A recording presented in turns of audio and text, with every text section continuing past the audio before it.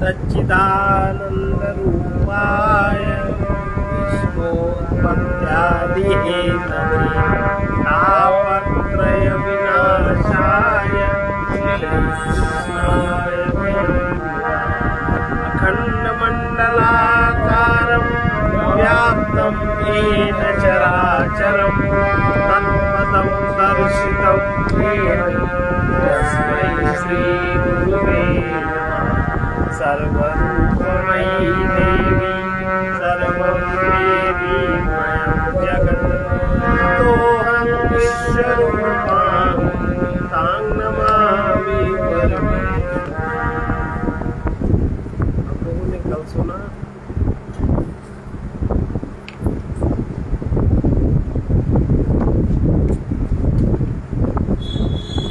जिस प्रकार लोक का नेत्र कौन है? लोक का नेत्र जिससे सब लोक देखता है, जिससे सब चराचर प्राणी देखते हैं, जो सबकी आंखों में स्थित होकर के सूक्ष्म से सूक्ष्म पदार्थ का दर्शन प्रत्येक प्राणी को कराता है। अब उस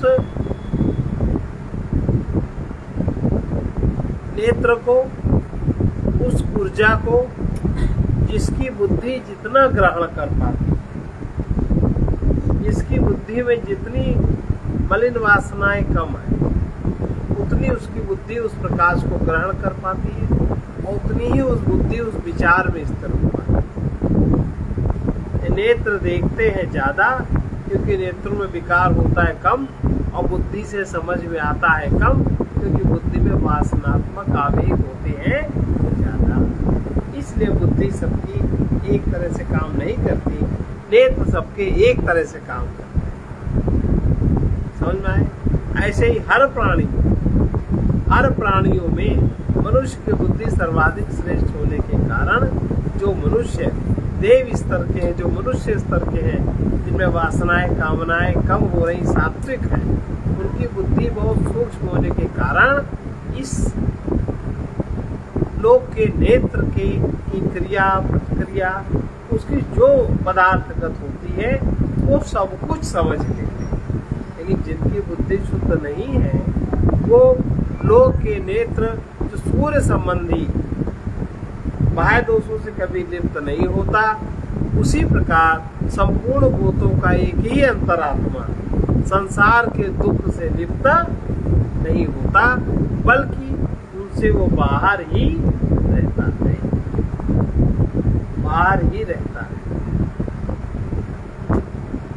अब सूर्य का प्रकाश हर जगह पड़ता है ना, और लेकिन वो प्रकाश किसी भी पदार्थ से लिप्त नहीं होता, सब जगह पड़ता है। आपकी आंख सर्वत्र देखती है पर किसी भी दृश्य से प्रभावित नहीं होती ना, कि वो दृश्य आपकी आंख में रह जाए तो वहां का न दिखे वो दिखाए, ऐसा तो नहीं। अभी आपने इधर देखा तो ये दिखा, इधर देखा तो ये दिखा, लेकिन जिसकी आंख में कोई दोष है, जिसकी आंख में कोई आवरण है, उस आवरण के कारण व्यक्ति की आंख में फर्क पड़ता है। किसी को पीत दोष है, किसी को नींद दोष है, किसी को आवरण दोष है, किसी को मोतियाबिंद है। तो वो एक शुद्ध आंख की तरह साक्षात्कार सूर्य के प्रकाश का आंख पकड़ती तो है पर उसको रिफ्लेक्ट नहीं कर पाती, उसको बाहर दोष दिखता है। इसी प्रकार जिसकी बुद्धि दोषयुक्त है, जिसका मन दोषयुक्त है, जिसमें वासनाओं का प्रभाव है, अविद्या का प्रभाव ज्यादा है, उसको भी वो जीवात्मा भी ठीक से अलिप्त रहे ऐसा नहीं हो पाता। वो जीव, वो अहंकार, वो लिप्त होता है। वह तो आवरण कारण अहंकार बना और फिर वो सब जगह लिप्त होने का सा आभास होता है, उसको लिप्त हो भी नहीं होता। तब लिप्त होता है जब मन उसको मानता है, जब मन की आंख दोष युक्त है और मन जब उसको मानता है अपना, तब उसके जीव के ऊपर भी दुख का प्रभाव पड़ता है। अगर मन अपना न माने तो जीव के ऊपर दुख का प्रभाव पड़ता है कहीं? आपके पड़ोसी में कोई दुर्घटना हो गई, आप कितना प्रभावित होते हो? नहीं होते। अगर कहीं कुछ करना पड़ गया, सेवा से आता, वो भी करते हो, बिल्कुल निर्विकल्प भाव से करते हो, और अपने घर में आके नहा धो के विश्राम करके सो जाते हो। अगर लेकिन वही आपकी मान्यता के इर्द गिर्द कोई घटना हो गई, सो पाते हो? कई रातें बीतती, कई महीने बीतते, कई साल बीतते, इतनी कल्पनाएं जाती। केवल मन की मान्यता की बात है, और उधर मन की मान्यता की बात नहीं है। उधर मन की मान्यता की, आपके अहंकार की बात है, और उधर आपके अहंकार की बात नहीं है, पड़ोस में आपके कर्तव्य की बात है। और यहाँ मन की मान्यता में कर्तव्य वर्तव्य सब चला गया, केवल मन का दुख छा जाता है पूरे अंतःकरण में, इंद्रियों में। उससे उबरने में बहुत कठिनाई होती है, इतना फर्क है। तो ये संपूर्ण भूतों का एक ही अंतरात्मा लोक के दुख से दुखित नहीं होता। लेकिन जो अंतरात्मा में, जिस अंतरात्मा के प्रकाश में मन काम करता है, तो मन के संस्कार के कारण, मन की वासना के कारण ऐसा लगता है कि अंतरात्मा हमारा बहुत दुखी है, लेकिन वो अंतरात्मा का दुख नहीं है, मन उससे प्रकाशित हो रहा है। तो उसमें दोष है। जैसे जिस आंख में बीमारी बन गई, जिस आंख में बीमारी लग गई, जिस आंख में आवरण बन गया, उसमें दोष आता है, उससे ठीक से नहीं दिखता। ऐसे ही जब मन का दोष, उस प्रकाश में जब आवरण का दोष आ जाता है मन में, मान्यता का, अहंता और ममता का, उसमें दोष बनता है, उसमें दुख होता है। सामान्य रूप से अंतरात्मा को दोष, दुख नहीं, जीव को भी कोई दुख नहीं। लोग अपने आत्मा में आरोपित, लोग अपने आप में आरोपित क्या कर रहा है? रस्सी है, और रस्सी पे आरोपित तुमने क्या कर दिया? सांप। वो आपके दिमाग के भीतर की उपज है, बाहर कोई सांप वाप नहीं है, लेकिन वो भीतर की जो उपज है, भीतर जो अविद्या के कारण जो उत्पन्न हो गया कामना, और कामना के कारण उत्पन्न हो गया कर्म जनित दुख, परिणाम में दुख या सुख, वो आपको प्रभावित करता है। किंतु वो अविद्या, परमार्थता आपके स्वभाव में, स्वात्मा में नहीं है। आपके मन का लेवल जहां तक है, वहां तक है। जो क्रिया शक्ति को आप अपनी मान लेते हो, तब जिस प्रकार शुक्ति, रज्जु, मरुस्थल, आकाश में प्रतीत होने वाले सर्प, रजत, जल और मलिनता, ये उन रज्जु आदि में स्वाभाविक दोष रूप से नहीं, रस्सी में कुछ नहीं, लेकिन ये आपके मस्तिष्क में हो गया, और आप मस्तिष्क में हो गया तो वो शरीर वैसी क्रिया करने लगा, मन भी वैसा रुदन करने लगा, चीखने लगा, चिल्लाने लगा, भय से ग्रसित हो गया। और कोई दूसरा आता है, तो काहे दौड़ रहा है, पागल है क्या? कहीं नहीं करा, सांप देखा है, रस्सी डंडी से ऐसे करता है, कहा देखो आके, तो रस्सी काहे को बात, तुरंत तो शांत है। हुआ कुछ नहीं, एक भ्रम हुआ, अपनी बुद्धि में मोह हुआ, और अपने मोह के कारण वो भ्रमित हुआ, और उसकी उचंग चालू। इसी तरह से हम लोगों का संसार में होता है। रज्जु में, रस्सी में स्वाभाविक दोष रूप नहीं है, आत्मा में कोई भी दोष नहीं है, संसार में कोई भी दोष नहीं है। लेकिन आपको आत्मा का ज्ञान न होने के कारण, संसार का ज्ञान न होने के कारण, जो आपका मन मान लेता है, जो गांठ पड़ गई, जो गांठ बांध लेते हो, बस उस वो है सब ज्ञान। या तो संसार का पूरा ज्ञान हो जाए, या आत्मा का ज्ञान हो जाए, तो कोई समस्या नहीं है। ना तो आत्मा का ज्ञान है और ना संसार का ज्ञान है। अब बीच में आ गया मन, मन ने अपनी सृष्टि शुरू कर दी, मन ने क्या देखा, इंद्रियों के माध्यम से उसने जो दृश्य देखा, अरे इससे अच्छा क्या है, इसी में सुख है, सब लोग बेकार कहते हैं। उसके पीछे दौड़ा, कर्म किया, अब कर्म का फल चाहिए, पर अनुकूल नहीं आया, फिर से किया, देवी देवता मनाया, कुछ हुआ। जन्मों से यही करते आ रहे, तो ढेर है कर्मों का, कभी उसके समाधान की कोई चेष्टा नहीं करी। और जो व्यक्ति जितना समाधान कर ले जाता है, उसका दुख उतना कम हो जाता है कि नहीं, हो जाता है, उतना पे दुख नहीं रहता। बल्कि संसार में आए हुए पुरुष में विपरीत बुद्धि का अध्यास हो जाता है। हम लोग विपरीत चलते हैं, अध्यास होने के कारण ही वे उन दोषों से युक्त प्रतीत होते हैं, किंतु दोषों से उनका लेप चेतना का, शरीर का लेप नहीं होता, क्योंकि वो विपरीत बुद्धि जनित अध्यास के बाहर है। चेतन तत्व, आत्म तत्व जो आपका बुद्धि जनित, विपरीत बुद्धि जनित जो अध्यास हो गया है, विपरीत आप जो उल्टे हो गए हो, उससे वो बाहर। जैसे उल्टे कहाँ से हम लोग हैं, इस चीज को वाल्मीकि जी समझ गए। उल्टा क्या है, परमात्मा सर्वत्र है ना। जैसे सूर्य का प्रकाश, सूर्य पृथ्वी से कई गुना बड़ा है, तो पूरी पृथ्वी को वो छेके है। सूर्य का जो स्थूल तत्व है वही छेके है, और उसमें जो जलती हुई आग है वो सारी पृथ्वी को छेके है, चंद्रमा को छेके है। अब उसके कारण हर गति है, हर गति है कि नहीं सूर्य के कारण। आपका मन, आपका शरीर, आपका वनस्पति जगत सब उसके प्रकाश के कारण है। अब हम जब कहते हैं कि सूर्य कितना बड़ा है, तो इस आंख की नाप में जितना सूर्य दिखाई पड़ता है, कहते उतना बड़ा है। जरा सा बादल का टुकड़ा आके सूर्य के प्रकाश को ढक देता, अब कहते सूर्य ढक गया। अभी विपरीत बुद्धि का अध्यास है कि नहीं, है ना, विपरीत अध्यास है, जबकि ये सच्चाई नहीं।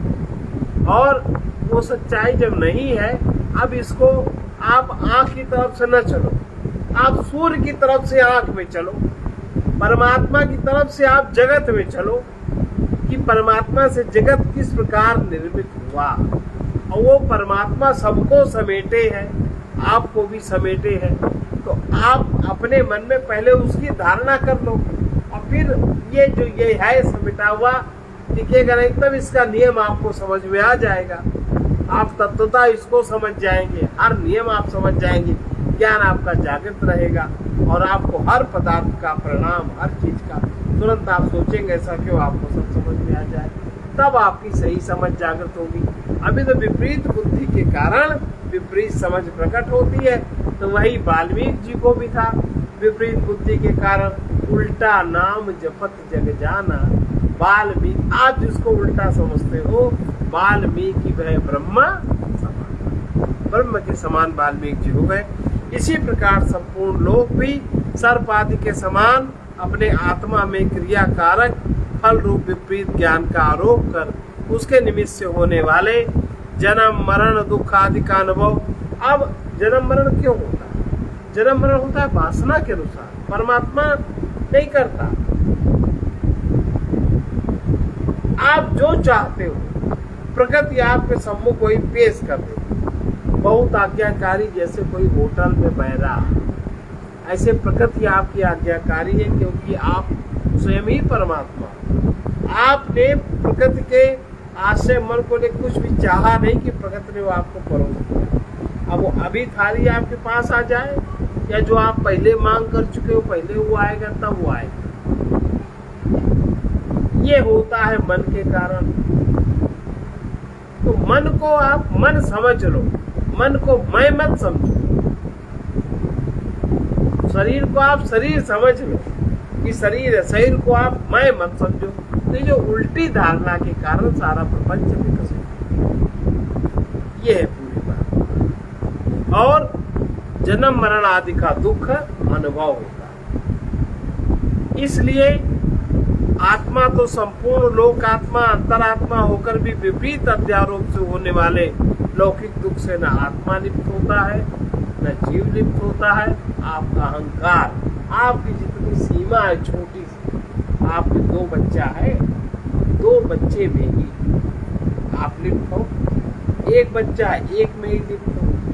छोटा सा मकान 50 गज का है तो आप उसमें लिप्त हो, उसमें कुछ होएगा तो आपको फर्क पड़ेगा। और किसी का देश कब्जे हो जाते हैं, आप पर कोई फर्क, अभी भारत पर ही कोई कब्जा कर ले तो आप पर उतना फर्क नहीं पड़ेगा जितना आपके 50 गज मकान पे कब्जेदारी में फर्क पड़े। तो ये जो विपरीत अध्यास है, विपरीत अध्यास के कारण ये दुख होते हैं। लौकिक दुख से आपको आत्मा फिर भी लौकिक दुख से लिप्त नहीं होता। क्यों नहीं होता? क्योंकि वो उससे बाहर, आपकी कल्पना से वो बाहर है, आपके मन से वो बाहर है, आपके अध्यास से वो बाहर है। आपके अंदर सब कुछ प्रकाशित करता है, अज्ञान को भी प्रकाशित करता है। अब अज्ञान की क्रिया आवरण, मल और विक्षेप, और ज्ञान की क्रिया प्रकाश, बुद्धि, सात्विकता, स्थिरता। तो जो कुछ आपके अंदर है वो सब प्रकाशित होता है। अब आपका मन में जो आच्छादन है, जो अध्यास है, वही आपका मन पकड़ बैठ के ढोलक अपना बजाता रहता है, रोता गाता रहता है, हंसता वसता रहता है। वो नहीं समझता कि क्या है, उसको एक समझ है, मेरा था, ऐसा नहीं होना चाहिए। बेवकूफी भरी बात। आगे देखिए, इसलिए रज्जु आदि के समान विपरीत बुद्धि जनित अध्यास से बाहर ही है आत्मा, जीवात्मा, तो उसके अंदर नहीं है। क्यों? आत्मदर्शी 4 प्रकार की दृष्टि है। नंबर 1 इंद्रिय दृष्टि, ये चीज लिखने वाली है, याद नहीं रहेगा। नंबर 2 बुद्धि दृष्टि। नंबर 3 दिव्य दृष्टि।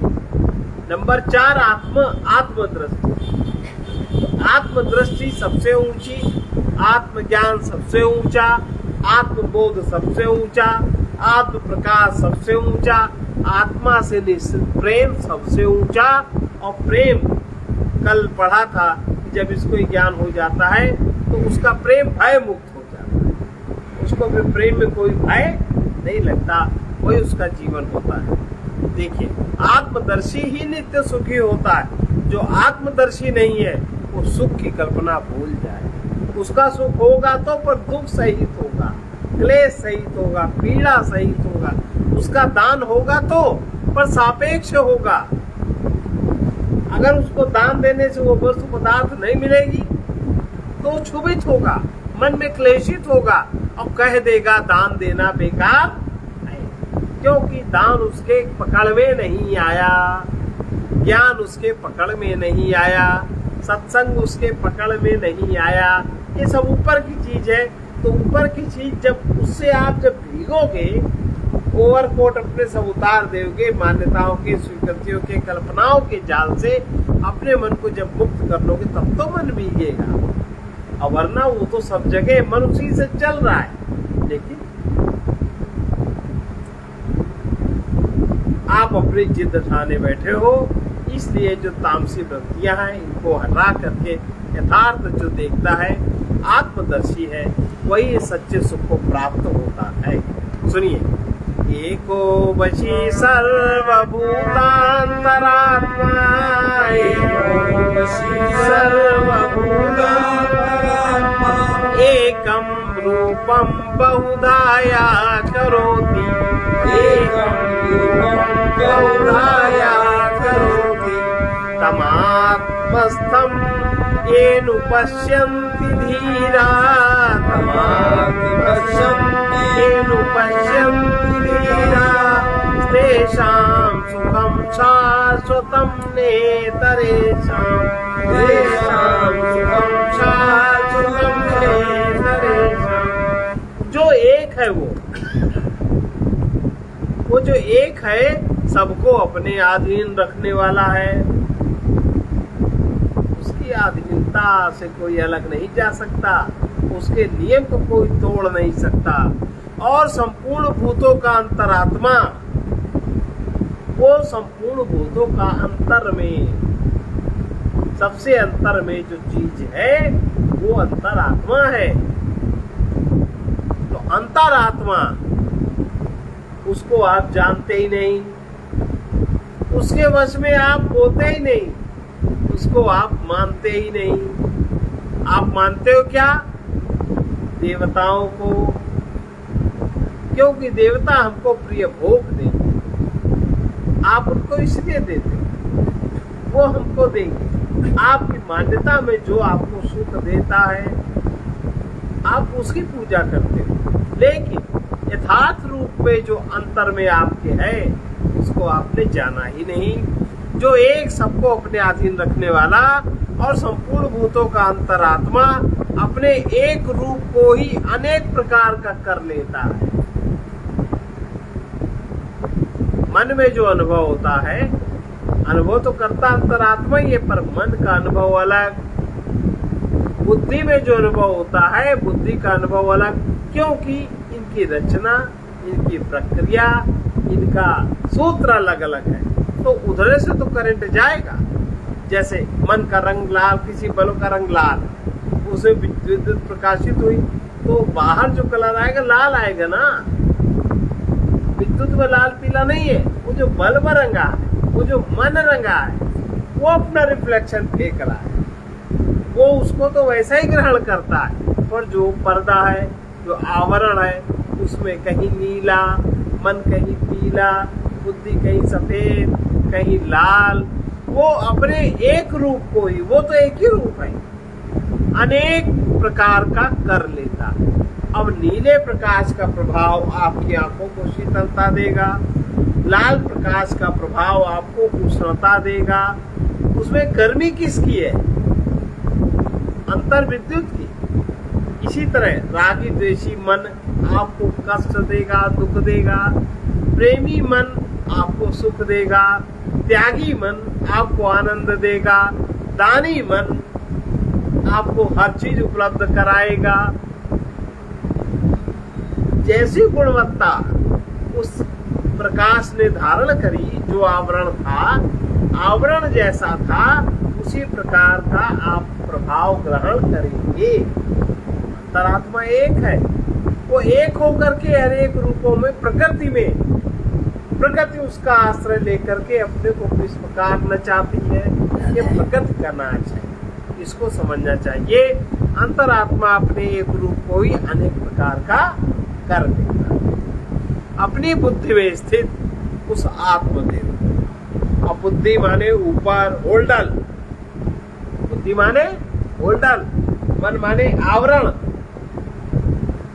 महत्तत्व शुद्ध चैतन्य आत्मा के संयोग से अहं की उत्पत्ति होती है और उस अहं का स्फुरण बुद्धि में होता है। अहंता बुद्धि में होती है, ममता मन में होती है, कामना इंद्रियों में, वासना चित्त में, भोग इंद्रियों से होता है।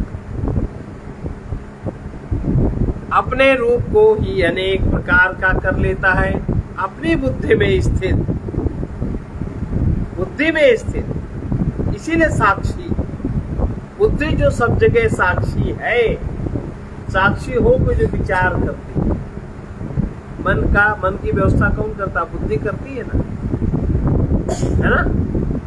बुद्धि का ये रचना है, ज्ञानमयी रचना है। तो अपनी बुद्धि में स्थित उस आत्मदेव को जो धीर पुरुष देखते हैं, विवेकी पुरुष देखते हैं, उन्हीं को नित्य सुख प्राप्त होता है। औरों को नित्य सुख प्राप्त नहीं होता, औरों को अनित्य सुख प्राप्त रहता है। वो स्वतंत्र और सर्वगत परमेश्वर एक है। ऊपर से आइए, सूर्य एक है, उसका प्रकाश एक है, पर प्रकाश का ग्रहण जिन जिन उपकरणों में होता है वो अनेक है, और सब में वो उसी तरह काम करता है। इसलिए वो स्वतंत्र सर्वगत परमेश्वर एक है, उसके समान अथवा उससे बड़ा कोई भी नहीं है। वो वशी है, सबको वश में रखता। वो जहाँ गड़बड़ा जाता है, आपकी आंख कानी हो जाती है, आपके कान सुनना बंद कर देते हैं, गड़बड़ा जाए उसका संबंध गड़बड़ा जाए, आपका शरीर बेकार हो जाता है, आपकी मृत्यु हो जाती है, आपको फालिस मार जाता है, अनेक प्रकार के विकार उत्पन्न हो जाते हैं। वो वशी है क्योंकि सारा जगत उसी के आगे,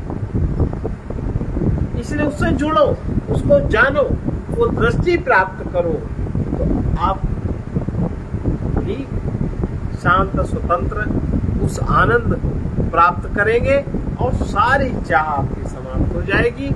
ऐसा उसके अधीन जगत क्यों है, इस पर कहते हैं क्योंकि वो संपूर्ण भूतों का अंतरात्मा है।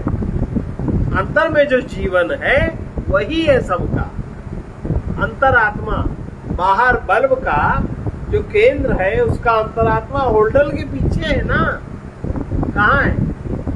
अब होल्डर आप ठीक न लगाओ, होल्डर माने बुद्धि, तारों में ठीक न जोड़ो, सही में कुछ काम होगा? और ठीक जुड़ गया होल्डर तो, क्योंकि उसके अधीन सब क्यों है, इस पर कहते हैं क्योंकि वो संपूर्ण भूतों का केंद्र है, अंतरात्मा। अंतरात्मा इस प्रकार जो अचिंत्य शक्ति संपन्न होने के कारण, अचिंत्य उसका तुम चिंतन नहीं कर सकते क्योंकि उसका कोई आकार प्रकार नहीं।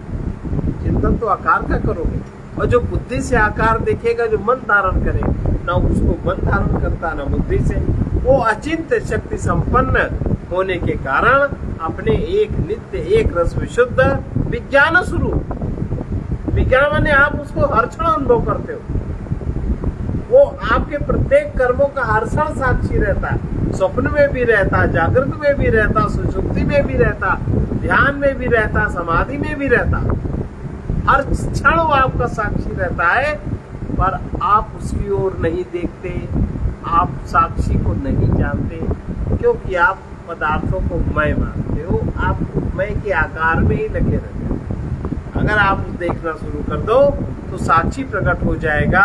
अचिंत्य शक्ति संपन्न होने के कारण अपने एक नित्य एक रस विशुद्ध विज्ञान स्वरूप आत्मा को नाम रूप आदि अशुद्ध उपाधि भेद के कारण, मैं देह हूं, अब देह का नाम रूप आपने मैं में धारण कर लिया, अशुद्ध हो गया आपका मैं, आपका मैं अशुद्ध हो गया, मलिन हो गया। अब इस मल में होएगा विक्षेप, देह के लिए देह कैसे ठीक रहेगी, देह के लिए क्या चाहिए, ये चाहिए, कामना हो गई, ये चाहिए, ये चाहिए, अब इसके लिए कर्म करो, अब उसके लिए कर्म आप ऐसा करते हैं, चाहे अच्छा बुरा बिना विचार के कुछ भी आप करते हो, फिर भी नहीं मिलता, क्योंकि ऐसे आपने पीछे बहुत कुछ किया है, अभी तो वही सारा ब्यौरा आ रहा है आपके सामने, जो आपने दिखा है। तो ये जो नाम रूपादि अशुद्ध उपाधि भेद के कारण अपनी सत्ता मात्र से बहुधा अनेक प्रकार का कर लेता है, अपनी सत्ता से नाम रूप की उपाधि से अनेक प्रकार का जाने क्या क्या वो बन जाता है, फिर उसी आवरण में रह के वो काम करने लगता है। चेतन आत्मा ही अर्थात अपने शरीरस्थ हृदयाकाश यानी बुद्धि में चैतन्य रूप से अभिव्यक्त हुए आत्मा को जो लोग देखते हैं उन्हीं को नित्य सुख प्राप्त होता है। बुद्धि में अभिव्यक्त हुए चैतन्य रूप आत्मा को अर्थात उस साक्षी होकर जो लोग देखते हैं उन्हीं को नित्य सुख प्राप्त होता है। शरीरस्थ हृदयाकाश, हृदयाकाश यानी बुद्धि, बुद्धि यानी महत, और महत में जब चैतन्य स्थित होकर जो देखता है, चैतन्य स्वरूप से जो अभिव्यक्त हो रहा है बुद्धि में, अभिव्यक्त हुए आत्मा को जो लोग देखते हैं उन्हीं को नित्य सुख प्राप्त होता है, औरों को नित्य सुख प्राप्त नहीं होता। जो आवरण वाले लोग हैं जो अशुद्ध कर देते हैं उनको अनित्य सुख प्राप्त होता है, अब सब जगह। अब उनको तुमने जिसको माना वो तुम्हारे आगे खड़ा है नहीं, उसका सुख तुम्हें मिलता है, तुमने उसको न जाना न माना, इसलिए आकाश के समान अमूर्तिमान होने से, जैसे आकाश का कुछ व्यक्तिकरण नहीं है, कोई मूर्ति नहीं है, ऐसे उस चैतन्य के भी कोई मूर्ति अमूर्ति, अमूर्तिमान, हर जगह अमूर्तिमान, कहीं भी उसका मान ये नहीं है कि उसकी मूर्ति बना, न तस्य प्रतिमा अस्ति, उसकी कोई प्रतिमा, उसका कोई आकार नहीं है। अमूर्तिमान होने से आत्मा का आधार शरीर नहीं। अगर मूर्तिमान होता तो आधार शरीर होता, क्योंकि मूर्ति कौन बनाता? चेतन मूर्ति बनाओ, चाहे जड़ बनाओ, शरीर है तो बनाता। बच्चा पैदा करो तो शरीर, ठोक ठाक के कील से पत्थर बनाओ तो शरीर, लकड़ी की बनाओ तो शरीर, उसका शरीर आधार होता है। लेकिन उस आत्मा का आधार शरीर नहीं है, अर्थात आत्मा निराधार है। जैसे दर्पण में प्रतिबिंबित मुख का आधार दर्पण नहीं है। जो मुख शीशे में दिखता है उसका आधार दर्पण है कि आपका मुख है? मुख है उसका आधार। जिनकी बाह्य वृत्तियां, बाह्य, जिन्होंने पदार्थ को पदार्थ समझ लिया, जिन्होंने मनुष्य को मनुष्य समझ लिया, पदार्थ मनुष्य के लिए है, मनुष्य पदार्थ के लिए नहीं है, जिन्होंने इस सिद्धांत को समझ लिया, जो पदार्थ का उपयोग मनुष्य के सेवा में करते हैं, जो मनुष्य को पदार्थ के लिए नहीं छोड़ देते, जिनकी बुद्धि ये सीधी हो गई, जिन्होंने ये बात समझ ली, उनकी बाह्य वृत्तियां निवृत्त हो जाती हैं। ठीक है, वो पदार्थ जिसके लिए है वहां तक पहुंच गया।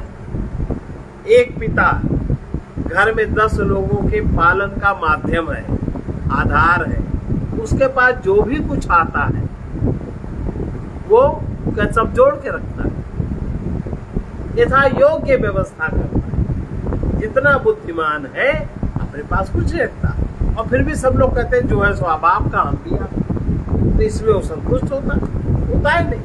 लेकिन अगर वो अपने पास जोड़ के रखने लगे, सबों का मारे कि रखें, कोई रोटी देगा उसको? नहीं देगा। ये इसलिए पदार्थ मनुष्य के लिए है, मनुष्य पदार्थ के लिए नहीं है। इस प्रकार के विचार से जिसकी बाह्य वृत्तियां निवृत्त हो गई हैं, ऐसे जो धीर विवेकी पुरुष हैं, उस ईश्वर आत्मा को देखते, उनको आत्मा दिखने लगता है। आचार और शास्त्र का उपदेश पाने के बाद उसका साक्षात वो अनुभव करने लगते हैं। उन परमात्मा स्वरूपता को प्राप्त हुए पुरुषों को आत्मानंद रूप शाश्वत नित्य सुख प्राप्त होता रहता है। किंतु जो दूसरे बाह्य पदार्थों में ही आसक्त हैं, जिनका चित्त बाह्य पदार्थों में ही आसक्त चित्त है, वे अविवेकी पुरुष हैं। उन्हें वो सुख स्वात्मभूत होने पर भी अविद्या रूप व्यवधान के कारण, अविद्या है वो सबसे बड़ा व्यवधान है, उसके कारण उनको सुख प्राप्त नहीं होता। इसके सिवा और बात गाइए, आप लोग भी गाइए। नित्यो नित्यानां चेतनश्चेतनानां, नित्यो नित्यानां चेतनश्चेतनानां, एको बहूनां यो विदधाति कामान्, एको बहूनां यो विदधाति कामान्, तमात्मसंस्थं येनु पश्यन्ति धीरा, तमात्मसंस्थं येनु पश्यन्ति धीरा, तेषां शान्तिः शाश्वती नेतरेषां, तेषां शान्तिः शाश्वती नेतरेषां। यमराज में ठीक न्याय बुद्धि यमराज की मानी जाती है। जो अनित्य पदार्थों में इस प्रकार जो अभी सुना, जो अनित्य जगत में, जो अनित्य पदार्थों में नित्य स्वरूप, अब पदार्थ अनित्य किसने बनाए? अनेकों शरीर किसने बनाए? पूरी सृष्टि किसने बनाई? उस देव का नाम है ब्रह्मा। जो ब्रह्म की ब्रह्मा शक्ति है, जो दैव शक्ति है, वो जिन्होंने बनाई, अनित्य पदार्थों में नित्य स्वरूप ब्रह्मा आदि चेतनों में जो चेतन है, अनेक चेतन है, देवता लोग अधिक चेतन है, सक्रिय है, और जो अकेला ही अनेकों की कामनाएं पूर्ण करता है।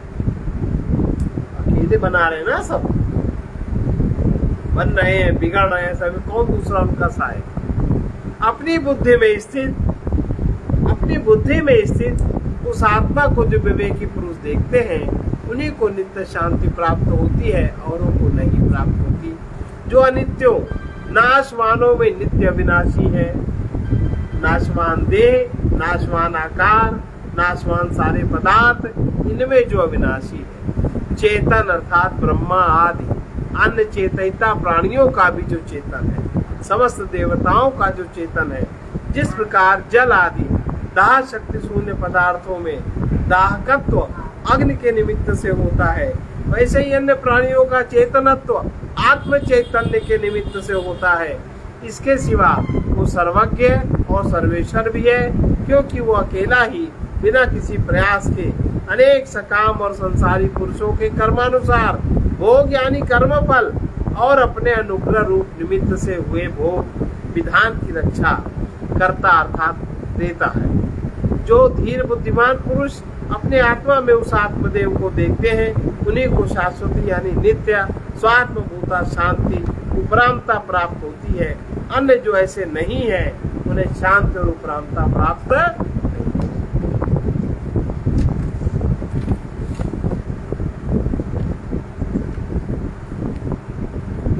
इसलिए तदे तदिति मन्यन्ते निर्देशम, तदे तदि मन्यन्ते निर्देशम परमं सुखम कथम तु तद्विजानीयाम, कथम तु तद्विजानीयाम किमु भाति विभाति वा, किमु भाति विभाति वा। उसी इस आत्मविज्ञान को ही, ये जो आत्मविज्ञान है विवेकी पुरुष अनिर्वाच्य, ये जो आत्मविज्ञान है उसको जो विवेकी है, जो धीर पुरुष है, वही उसको परम सुख मानते हैं। जो धीर नहीं है, जो विवेकी नहीं है, वो तो आत्मा न जानते हैं न मानते हैं। उस आत्मविज्ञान को ही विवेकी पुरुष अनिर्वाच्य, जिसका वाणी से वर्णन नहीं हो सकता, केवल आप उसको अनुभव कर सकते हैं, वो लोग उसको परम सुख मानते हैं और उसी में स्थित होने के, साक्षी होने के दिन भर साधना करते हैं। हर पदार्थ को साक्षी होके देखना, क्योंकि पदार्थ जगत तामसी है, स्थूल है, आप अतिशय सूक्ष्मतम है, केवल अनुभव रूप है, वो प्रतीत रूप है, आप प्राप्त रूप है। ऐसा जो देखते हैं, क्या वो प्रकाशित हमारी बुद्धि का विषय होता है? जो प्रकाशित है उसे मैं कैसे जान सकूंगा? जो आत्मविज्ञान को ही विवेकी पुरुष अनिर्वाच्य परम सुख मानते हैं, उसे मैं कैसे जान सकूंगा? ये नचिकेता कह रहे हैं, क्या वो प्रकाशित, जो प्रकाशित है हमारी बुद्धि जिससे प्रकाशित है, कि वो हमारी बुद्धि का विषय होता है? अर्थात नहीं होता। बुद्धि जिसको प्रकाशित, जो बुद्धि को प्रकाशित कर रहा है, बुद्धि का विषय नहीं होता अथवा नहीं, वो बुद्धि का विषय होता है अथवा नहीं। वो जो आत्मविज्ञान रूप सुख है वो अनिर्देश है, कथन करने के अयोग्य, अनिर्देश, उसका निर्देश आप नहीं दे सकते। वो रहा चंद्रमा, वो रहा सूर्य, वो रहा आत्मा, आप नहीं दे सकते निर्देश। वो तो स्वयं ही, वो जो साक्षी आपके अंदर है, वो जब चौथा स्तर आपका जागृत होगा तो स्वयं ही वो 24 घंटे आपको अनुभव में आएगा। कोई दूसरा उसको निर्देशित नहीं कर सकता। कथन करने के अयोग्य है, उसका कथन नहीं किया जा सकता। परम अर्थात प्रकृष्ट और साधारण पुरुषों के वाणी और मन का अविषय भी है। साधारण पुरुष उसके वाणी नहीं बोल सकते, मन से उसको विषय नहीं कर सकते, तो भी सब प्रकार की, और मन का अविषय है तो भी जो सब प्रकार की ऐषणाओं से रहित ब्राह्मण लोग हैं, जिनमें कोई ऐषणा नहीं, ऐसे जो ब्राह्मण लोग हैं वे उसे प्रत्यक्ष ही मानते हैं। वो ऐसा जानते हैं, ऐषणा वेषणा छूट गई तो काय आंख कैसे देख रही है, बुद्धि कैसे काम कर रही है, वो इसको प्रत्यक्ष जानते हैं। इसके लिए अप्रत्यक्ष की कोई जरूरत नहीं है। और उस आत्म सुख को मैं कैसे जान सकूंगा। अर्थात निष्काम यतियों के समान वो यही है। इस प्रकार उसे कैसे अपनी बुद्धि का विषय में बनाऊंगा। वो प्रकाश स्वरूप है, सो क्या वो भासता है हमारी बुद्धि का विषय होकर स्पष्ट दिखलाई देता है या नहीं। इसका उत्तर है यमराज कहते हैं नहीं, वो भासता है, वो दिखता है और विशेष रूप से भासता है। किस प्रकार भासता है सुनिए, उसको कह रहे हैं सर्व प्रकाश का अप्रकाशत्व। न तत्र सूर्यो भाति न चंद्र तारिका, न तत्र सूर्यो भाति न चंद्र तारिका, नेमा विद्युतो भान्ति कुतोऽयमग्निः, नेमा विद्युतो भान्ति कुतोऽयमग्निः, तमेव भान्तम् अनुभाति सर्वम्, तमेव भान्तम् अनुभाति सर्वम्, तस्य भासा सर्वमिदं विभाति, तस्य भासा सर्वमिदं विभाति। वहाँ कहाँ? इंद्रिय लोक में नहीं, शरीर लोक में नहीं, मन लोक में नहीं, बुद्धि लोक में नहीं, आत्मलोक जहाँ तुम हो,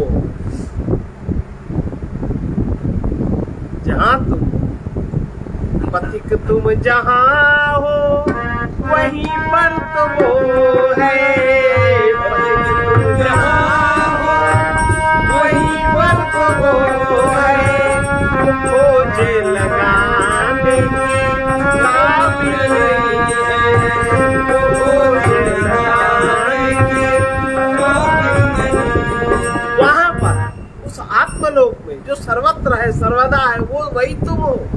और जो साक्षी है आप पे वो वही है, और जो साक्षी नहीं है वो अहंकार है।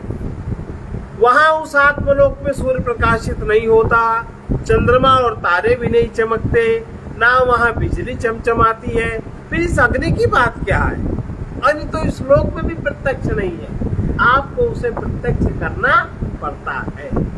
और उसके प्रकाशमान होते हुए ही सब कुछ प्रकाशित होता। वो प्रकाशमान है, इसीलिए ये सब प्रकाशित है, और उसके प्रकाश से ये सब कुछ भासता है। वहाँ उस अपने आत्मस्वरूप ब्रह्म में सबको प्रकाशित करने वाला होकर भी सूर्य प्रकाशित नहीं होता, अर्थात वो उस ब्रह्म को प्रकाशित नहीं करता। इसी प्रकार चंद्रमा तारे विद्युत भी प्रकाशित नहीं करते।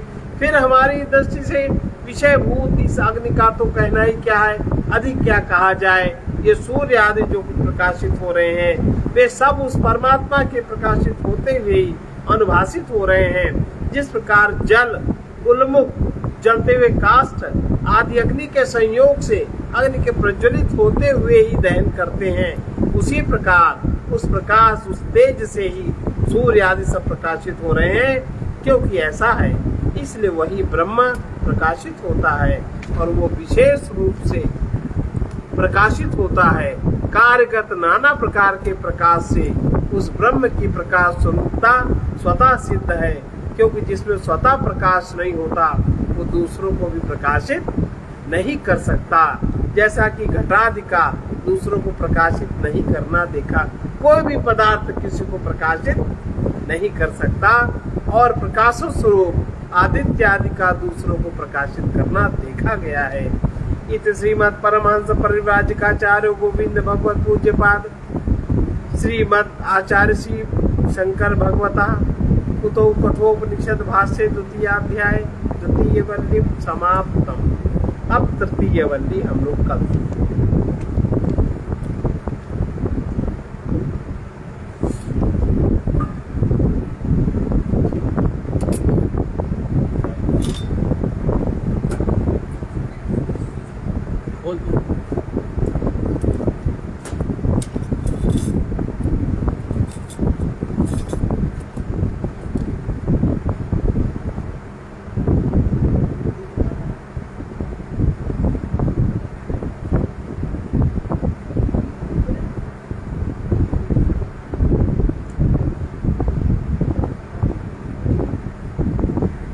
छोड़ कर प्रभु का आश्रय महान अरे कहाँ जाओगे तुम छोड़कर प्रभु का आश्रय महान, अरे कहाँ जाओगे तुम। कितना घूमो फिरो लो उड़ान, कभी यहीं आओगे तुम। कितना घूमो फिरो लो उड़ान, कभी यहीं आओगे तुम। अरे जागो यहाँ सुख संग दुख है, अरे जागो यहाँ सुख संग दुख है, क्यों मोह के स्वप्न में सो रहे हो, क्यों मोह के स्वप्न में सो रहे हो। तुम जिनके लिए इतने चाव से, जिनके लिए इतने चाव से नित्य कर्म के भार को ढो रहे हो, नित्य कर्म के भार को ढो रहे हो। छूट जाएंगे ये तो यही तुमसे, छूट जाएंगे ये तो यही तुमसे, जिनमें अति आसक्त हो रहे हो, जिनमें अति आसक्त हो रहे हो।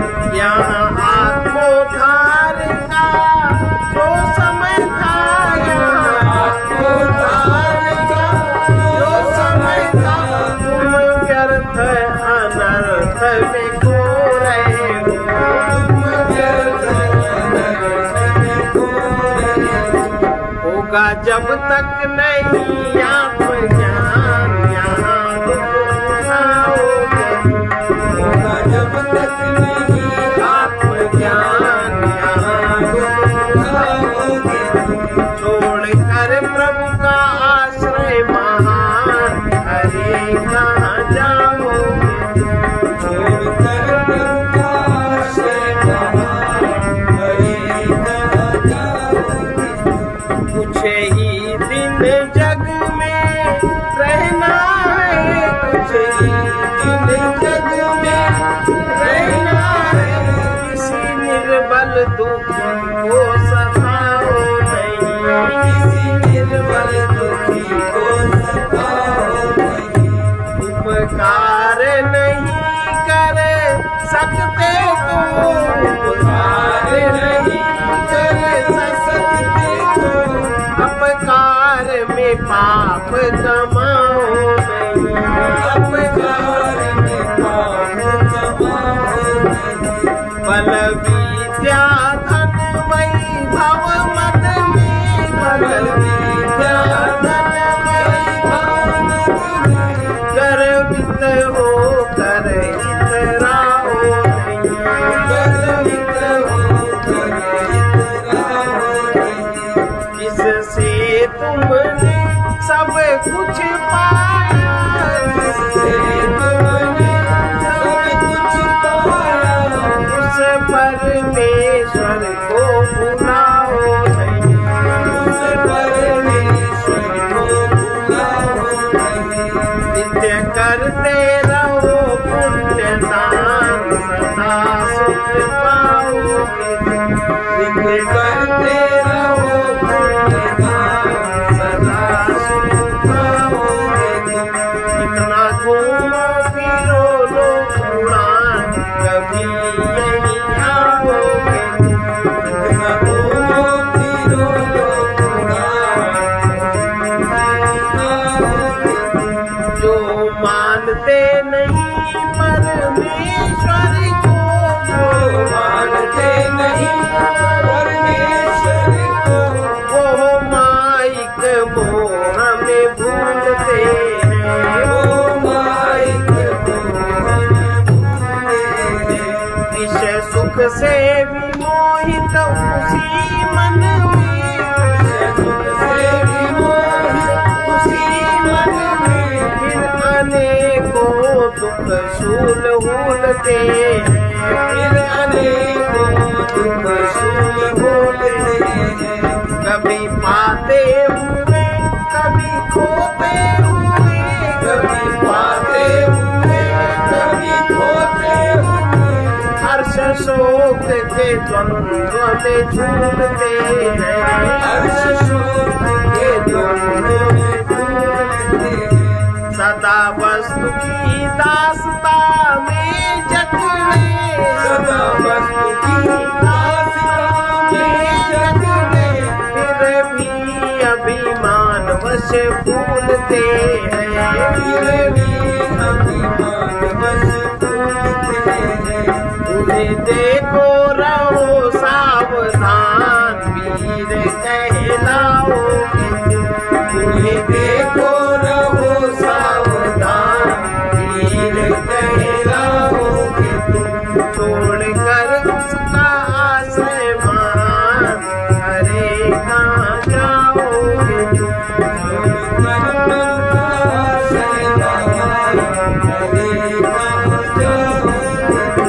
अपने प्रभु से मिलने के लिए, अपने प्रभु से मिलने के लिए अपने में ही गोता लगाते रहो, अपने ही गोता लगाते रहो।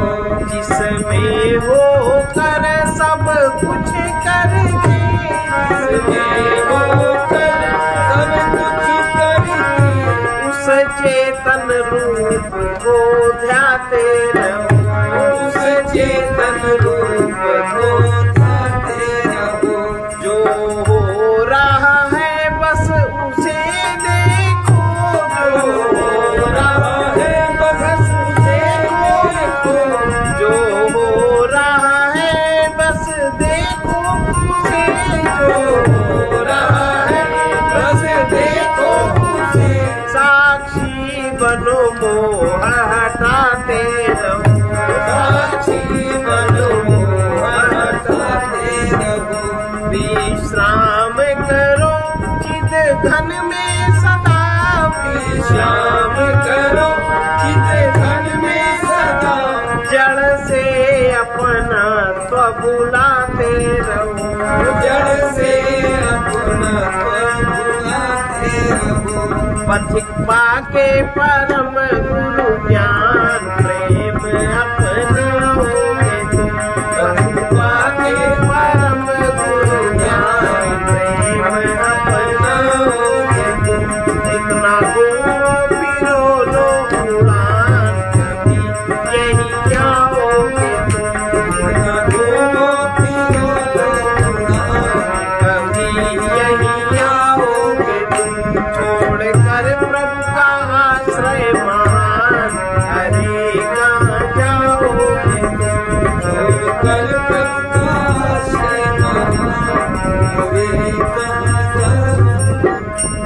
सांसारिक ज्ञान से मनुष्य कर्म व्यस्त होकर भोगी बनता है, आत्मा के ज्ञान से ही विश्राम मिलता है।